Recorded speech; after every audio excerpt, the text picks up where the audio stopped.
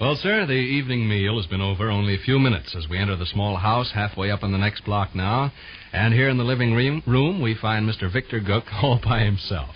He's established at the library table doing a spot of office work at home. And here's his son, Rush, newly arrived from the kitchen. Listen. Almost finished, Gov? No, darn it. I struck some snags. What time is it? Almost 6:30. What time are we supposed to be ready? Any minute now, Mom says. You guys all through with the supper dishes? Mom's cleaning up a few odds and ends. Yeah, going to luck. I thought I could have done here in no time at all, but looking over my figures, I found 4 mistakes. Means I have to copy the whole business over again. That's too bad. I'll say. Your mother will jump on me like a load of bricks. Well, can't you leave it go till we get back from Chinoa and then finish? No, it's got to catch the 8 o'clock train. If it's not in Chicago first thing in the morning, then I'll be in for some sharp rebukes. Say, ironing board, you can help me. Okay. Just a matter of copying off lists of numbers. Okay. Pull up a chair. You wearing the clothes you're going to wear to Chinoa? Yeah. Fine. Pull up a chair. Got an extra pen for me to write with? Yeah. This has to be done accurate now. Keep your mind on your business and watch out you don't make blots. Let's see you produce a masterpiece of unexcelled neatness. Do my best. Fred and Ruthie home, Jess? No. It's time for 'em. Kiddo, I have dismal news. What's the matter? I glanced over my invoices and found 4 mistakes. You not ready? I gotta copy the whole works over again. Hey, now listen. Fred and Well, Ruthie... no help for it, Sade. No fooling. These invoices have to be in Chicago first thing tomorrow morning. Maybe you guys better go on without me. No, sir, no. We told 'em we'd go for a spin to Chinoa and back, and you just can't... It's my fault, of course, and I'm sorry, but this is important. You wouldn't have me get a black eye with the company, would you? My job is our first consideration. Howdy, Bluetooth Johnson. I'll get it. William's going to help me here, Sade, and with both of us working, it shouldn't take us over a quarter of an hour at the outside. Hello? Oh, yes, lady. They're going to be late. Really? Well, that's just fine. I don't mean it's fine Fred's tires are flat. I mean it's fine you're going to be a little late.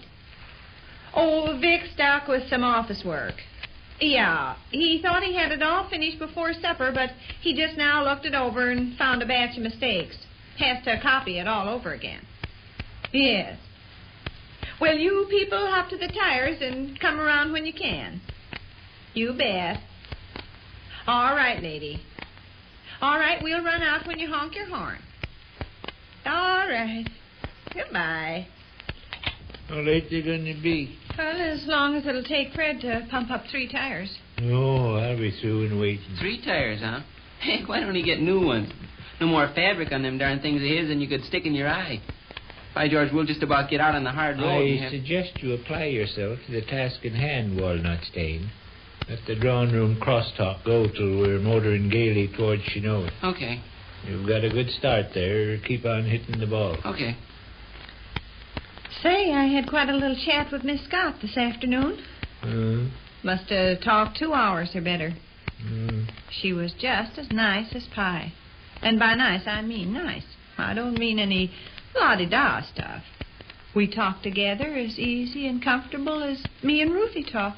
Do you want me to shut up? No, go ahead. We're just copying off figures here. Not using any concentration. I'm about to begin a new column, Gov. All right. Begin it even with the first one. Like you're doing, huh? That's the ticket. I can't make up my mind whether I like her or not. Miss Scott? Yeah. Take this afternoon now. I was just in a warm glow after she'd gone home. It'd been such a pleasant chat. I felt like there's a lady I could be the best friends in the world with. And then I thought of that morning last week when I talked with her out in the alley and then come back in the kitchen just trembling. I was so mad and miserable. I guess she can change her spots like a leopard. What was it she harped on that morning last week? Oh, education. Rubbed it in and kept rubbing it in. She was a high school graduate. Had me to where I was quivering. And done it all on purpose, too. I expect something had annoyed her, and she was taking it out on me. Well, maybe that's excusable. Human nature and all, but I don't think I do it. And I know Ruthie don't do it. Ruthie has just as much stuff to put up with as anybody in the world. Probably more. But she don't take it out on me or anybody else. I can tell when she's out of sorts, and she's out of sorts time and time again, but she wouldn't any more let on than a horse. Keeps it inside herself. Watch out for my threes, Jackson. They look quite a bit like eights, you know. I recognize him. She puts me in mind considerable of Lena Welcher. Miss Scott? Yeah, you remember Lena Welcher there in Dixon? Well, Lena Welcher all over again. Even looked quite a bit alike, come to think of it.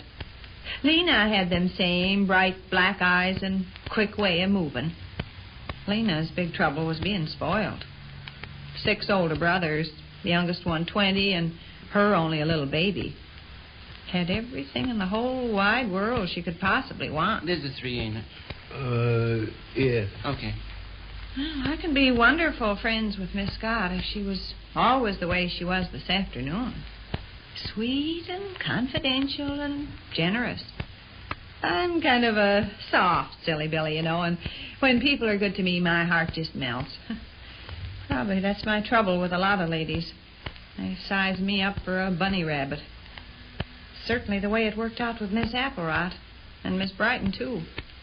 Both of them think of me as little Miss Gook they can impose on. Condescend to me. Of course, Ruthie and I are pineapples off in the same tree. They condescend to her, too. But she takes it easier than I do. She don't boil inside, get to trembling, want to holler. Oh, watch out with your coat sleeve oat bin. Brush it across that fresh ink and it means beginning all over again. Okay. And make all your figures as near the same size as possible, Howard. I'm trying to. Otherwise the page will balance up crooked. Okay. Gentle and sweet as Ruthie Stembottom is, do you realize there's ladies right there in the Thimble Club that don't like her? It's a fact. Miss Wheeler don't like Ruthie, and neither does Miss Wyatt. And you appreciate the reason? Ruthie's little tiny feet. Probably anybody'd act the same as Ruthie if they had little tiny feet like hers, but there's ladies that find it annoying.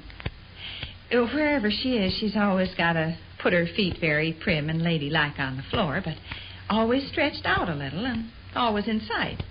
Wants people to see 'em. Well, I don't blame her.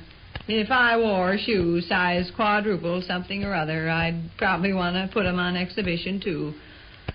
And then, of course, Miss Wheeler can wear her husband's shoes. Got enormous feet. It's probably not surprising she gets aggravated at Ruthie. Oh, heck. You make a black? No.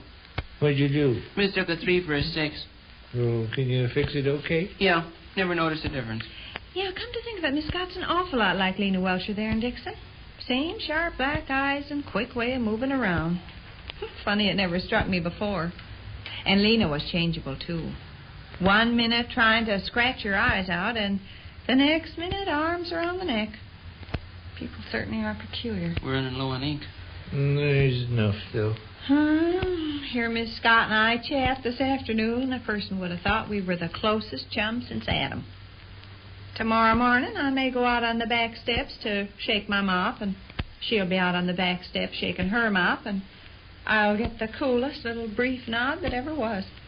Not too fast, Walter. Take it easy. Okay. Another real close friend besides Ruthie it'd be nice to have, but I'm kind of scared. It's the next-door neighbor angle frightens me.